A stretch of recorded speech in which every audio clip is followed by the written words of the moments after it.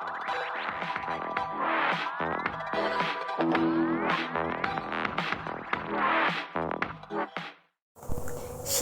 selamat pagi rekan-rekan turunan dikasih Tuhan. Kembali lagi pada pagi ini kita akan merenungkan firman Tuhan, tetapi sebelumnya mari kita bersatu di dalam doa.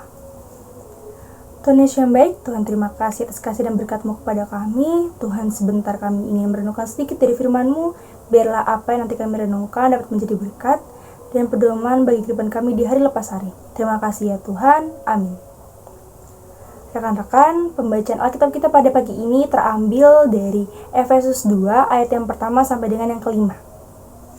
Efesus pasal 2 ayat yang pertama sampai dengan yang kelima, yang menyatakan, "Kamu dahulu sudah mati karena pelanggaran-pelanggaran dan dosa-dosamu. Kamu hidup di dalamnya karena kamu mengikuti jalan dunia ini. Karena kamu mentaati penguasa kerajaan angkasa, yaitu roh yang sekarang sedang bekerja di antara orang-orang durhaka. Sebenarnya, dahulu kami semua juga terhitung di antara mereka, ketika kami hidup di dalam hawa nafsu daging dan menuruti kehendak daging dan pikiran kami yang jahat.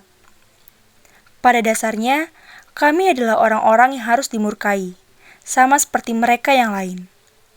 Tetapi Allah yang kaya, dengan rahmat oleh karena kasih-Nya yang besar, yang dilimpahkannya kepada kita, telah menghidupkan kita bersama-sama dengan Kristus. Sekalipun kita telah mati oleh kesalahan-kesalahan kita, oleh kasih karunia kamu diselamatkan."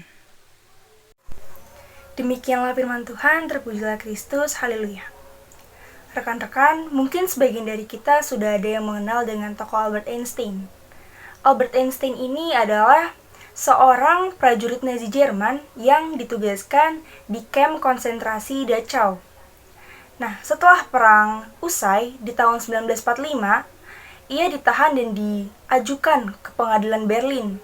Di pengadilan, ia ini berjumpa kembali dengan seorang pria Yahudi yang akan memberikan kesaksian kepada dirinya. Ia yakin pria itu pasti akan membalas perlakuannya dengan menyampaikan kesaksian yang memberatkan. Nah, seminggu kemudian, pria Yahudi itu datang mengunjunginya di penjara. Lalu Einstein segera memeluknya sambil meminta maaf atas apa yang telah dilakukannya. Nah, pria Yahudi itu juga menangis ketika ia berkata, "Aku mengampuni, aku hanya ingin engkau mau berubah menjadi lebih baik." Rekan-rekan, dalam bacaan ini Rasul Paulus mengingatkan hakikat orang-orang Kristen di Efesus yang sebelumnya termasuk kelompok orang-orang yang berdosa di hadapan Tuhan. Banyak hal yang bertentangan dengan kehendak Tuhan yang telah mereka lakukan. Dosa menggiring mereka hidup di bawah ancaman hukuman akibat murka Tuhan. Namun, Tuhan ternyata mau mengampuni segala dosa yang mereka lakukan. Padahal, kalau dipikir, buat apa ya Tuhan mengampuni dosa kita? Bukankah sudah resikonya kalau orang berdosa memang harus dihukum? Tapi untunglah, Tuhan berpegang pada kasih-Nya yang besar kepada kita. Tuhan Yesus mau datang, mencari dan menyelamatkan hidup kita. Nah, jadi rekan-rekan, renungan hari ini itu mengajak kita untuk melihat kasih Tuhan yang dinyatakan melalui penebusan atas dosa-dosa kita. Kita yang dahulu hidup di bawah murka Tuhan dan tidak layak untuk dikasihi, kini ada dalam anugerah Tuhan. Kita dituntun untuk meninggalkan hal-hal yang jahat dan melakukan hal-hal yang baik di tengah kehidupan sehari-hari kita. Marilah kita menggunakan hari-hari kita yang diberikan Tuhan untuk memuliakan namanya senantiasa. Amin. Rekan-rekan, untuk merenungi firman Tuhan kita pada pagi ini, mari kita bersatu dalam doa. Tuhan Yesus yang baik, Tuhan terima kasih atas berkat dan kasih-Mu kepada kami. Tuhan, sebentar kami sudah merenungkan sedikit dari firman-Mu. Biarlah apa yang telah kami renungkan tadi dapat menjadi berkat dan pedoman bagi kehidupan kami di hari lepas hari.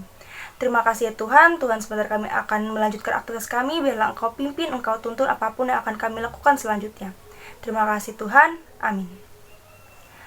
Rekan-rekan, renungan kita pada pagi ini telah selesai. Selamat beraktivitas, Tuhan Yesus memberkati.